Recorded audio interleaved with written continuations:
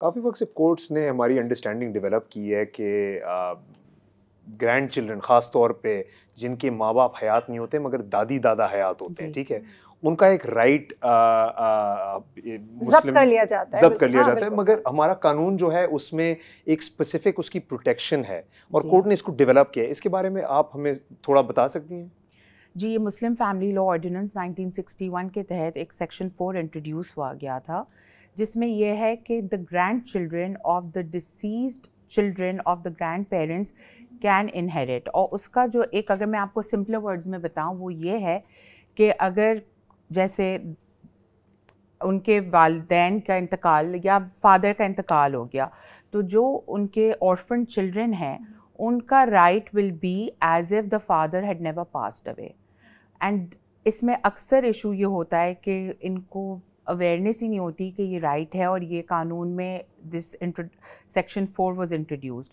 तो उसके तहत the grandchildren have a right to inherit as if the father was alive. तो जो उनके बाप का शेयर होगा वो उनके ऊपर डिवॉल्व होगा। बट ये एक वक्त में मेरे ख्याल से चैलेंज की गई थी, अल्लाह रखा का केस था फेडरल शरीयत कोर्ट में, जिसमें ये शायद जो कानून है जो 1961 का है वो शायद कुछ स्कूल्स ऑफ थॉट या प्रिंसिपल से मैच नहीं हुई। तो इस पे जो डेवलपमेंट हुई है, मेरे ख्याल से कानून तो अब तक बरकरार कोर्ट ने अपहेल्ड किया हुआ है, बट इसमें थोड़ी सी अंडरस्टैंडिंग की डिफिशिएंसी है।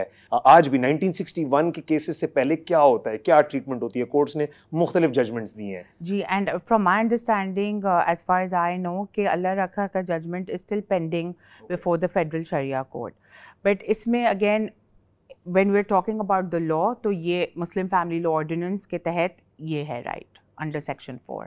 थोड़ा सा मैं एक्सप्लेन करना चाहूँगी। हमने कवर कर लिया कि शरीयन तौर पे कुरान पाक का हुक्म है, इससे आप महरूम नहीं कर सकते, सज़ाएं भी हैं, स्पेशल लॉज भी हैं। हमें थोड़ी सी रोशनी डालनी पड़ेगी हमारी अक़लियतों के हवाले से, उनके पर्सनल लॉज अलग हैं। तो सना, इन योर प्रैक्टिस कभी आपको मौका मिला किसी हिंदू बिरादरी से ताल्लुक़ रखने वाली क्लाइंट से या क्रिश्चियंस के बारे में, how is it different for them? So देखिए, जो सक्सेशन एक्ट है हमारा, that is the substantive law. Obviously this is governed in light के जो पर्सनल लॉ होता है डिसीज्ड का, वो अप्लाई करता है फिर ऑन द लवाइकिंग। तो एक जो हिंदू लॉ के तहत ये है कि जो इंडिया में तो एक अमेंडमेंट आ गया था, in fact they introduced a law which has made it easier. I would not say, but yes, it has defined more rights. But Pakistan में अब तक वो नहीं आया है। जो पाकिस्तान में mostly I believe जो prevailing law है वो मिताक्षरा सिस्टम है, जो अनडिवाइडेड हिंदू फैमिली सिस्टम पे चलता है। ठीक है। एंड इसमें जो विडो होती है उसका लिमिटेड इंटरेस्ट होता है, only to the extent till she is alive. But जो अगर आप उसे बेसिक प्रिंसिपल में कहेंगे तो उनको राइट नहीं है कि वो प्रॉपर्टी बेच सकती हैं ऑफ हर हस्बैंड या कुछ कर सकती हैं। It goes to the children, क्या होगा फिर? तो इसमें चूंकि मिताक्षरा सिस्टम है तो इसमें usually it is the male successor, so the female child is at a disadvantage. तो unless, sorry if I may cut you, unless, जाहिर सी बात है, अगर कोई प्राइवेट प्रॉपर्टी है तो अक्सर जो मैंने देखा है हिंदूज में भी ये होता है कि then they practice the system of wills. तो but that has to be a private property, क्योंकि अगर ये अनडिवाइडेड हिंदू फैमिली की प्रॉपर्टी चलती आ रही हैं तो उसमें जो है वो नहीं चलेगा। मसला तो फिर भी वहाँ खड़ा है। तो इसका इल्म है हमारे जजेस को, वकीलों को, this is specialised niche area but an important one nonetheless. Yes, for sure. And in fact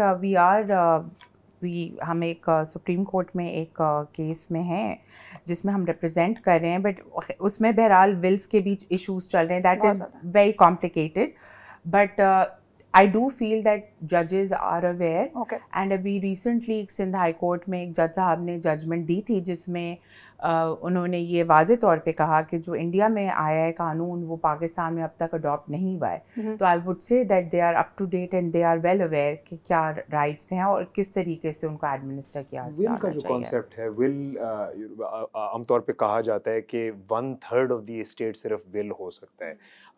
ये मुसलमानों के लिए and under Muslim family law शायद एप्लीकेबल होगा, बट दूसरी माइनॉरिटीज़ के लिए शायद ये थोड़ी सी डिफरेंट ट्रीटमेंट होगी। इसके बारे में थोड़ा सा आपको जी। एंड इफ विल्स के अलावा जैसे यही होता है कि a person during their life time, या तो आप अपनी प्रॉपर्टी जो कि मूवेबल या इमूवेबल है आप उसको एज अ गिफ्ट दे सकते हो, या फिर आप विल लिख सकते हो ताकि so that upon your demise वो आपकी विल इनटू प्ले आ जाती है। Gift obviously is during your life time. तो जब विल का ये है कि वैसे तो अक्सर मुस्लिम फैमिलीज़ में भी ये देखा जाता है कि अगर तो डिस्प्यूट नहीं होता तो अगर पूरी विल लिखी जाती है उसको इम्प्लीमेंट किया जाता है पूरे तौर पे। बट जहाँ पे डिस्प्यूट होती है लवाइकीन के बीच में, या वो विल को एक्सेप्ट नहीं करते या डिस्प्यूट करते हैं कि इस विल के तहत हमारा शेयर नहीं हुआ या हमें नहीं मिला, तो वो 1/3 तक एप्लीकेबल होती है, बाकी फिर शरई तौर पे डिस्ट्रीब्यूट होता है। एंड क्रिश्चियनिटी में from my understanding wills are given full force and effect. Obviously उसमें फिर एक आ जाता है क्वेश्चन के, या अक्सर लवाइकीन चैलेंज करते हैं कि ये विल फोर्ज्ड है, ये etcetera all of that. So that is open to facts and evidence. But इसकी प्रैक्टिकल एप्लीकेशन भी है ना, क्योंकि एक तो शरिया का शेयर होता है और जब सक्सेशन सर्टिफिकेट आपका ग्रांट होता है तो डेफिनेटली एक प्रॉपर्टी ज़रूरी नहीं है कि वो उस शेयर में बेचा जाए और उन लीगल एयर्स के हाथ में वो सारी जो जायदाद हैं वो आए, तो एक प्रैक्टिकल भी डिफिकल्टी है। शना, इफ देयर इज वन टोटका जो मैं कहती हूँ या कोई एक पीस ऑफ एडवाइस जो आप हमारी ऑडियंस को, ख़ास तौर पे बच्चियों को, औरतों को दे सकें इसके हवाले से, it's a very broad topic, but आप क्या कहना चाहेंगी इस टॉपिक के हवाले से? जनरली ऑल्सो आई वुड से कि आपको नॉलेज इज़ योर की। जब आपको पता होगा कि आपके हक क्या हैं और आपके हकूक़ क्या हैं, तो आप उसके लिए you will be in a better position to defend yourself and to get your rights. तो उसी नॉलेज के तहत अगर आपको आपके शरई राइट्स भी पता हैं तो यू विल नो कि आपके सक्सेशन में क्या राइट्स बनते हैं और क्या नहीं। So you will be in a better position to defend yourself and to protect your rights. Today's topic has been something that touches every single household very dearly. We've talked about inheritance and succession. कानून जो है पाकिस्तान में एक अच्छी बात यह है कि ये डेवलप हो चुका है और इसकी इंटरप्रिटेशन भी हो चुकी है, और जो सक्सेशन का राइट है वो बड़ा क्लियर है।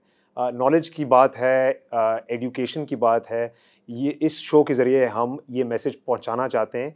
और अगर आपको मज़ीद और इन्फॉर्मेशन हासिल करना हो तो गवर्नमेंट सिंध की जानिब से लीगल एड सोसाइटी ने एक हेल्पलाइन जारी रखा है जिसका नंबर है 0800708006 0800708006, और इसके ज़रिए आपको एक हाई कोर्ट इनरोल्ड वकील से फ्री एडवाइस मिल सकती है 9 to 5 PM के बाद ये आपको वापस कॉल बैक करेंगे। मगर कोई भी लीगल एडवाइस सक्सेशन से रिलेटेड, इनहेरिटेंस से रिलेटेड या और कोई भी चीज़ हो, आप इस हेल्पलाइन को ज़रूर इस्तेमाल करें।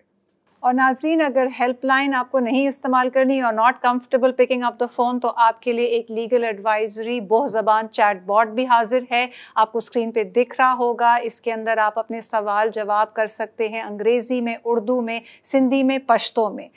नाज़रीन, शो का वक्त अब ख़त्म हुआ, बट शो के आगाज़ में हमने आपको एक पैकेज दिखाया था। उसके अंदर 4 बहादुर ख़वातीन जिनका ताल्लुक़ पाकिस्तान के हर एक सूबे से था, वो आपके सामने रखा था। उनमें से एक चेहरा, और ये ख़वातीन AI जनरेटेड नहीं थी, ये एक्ट्रेसेस नहीं थी, ये रियल लाइफ हीरोज़ हैं।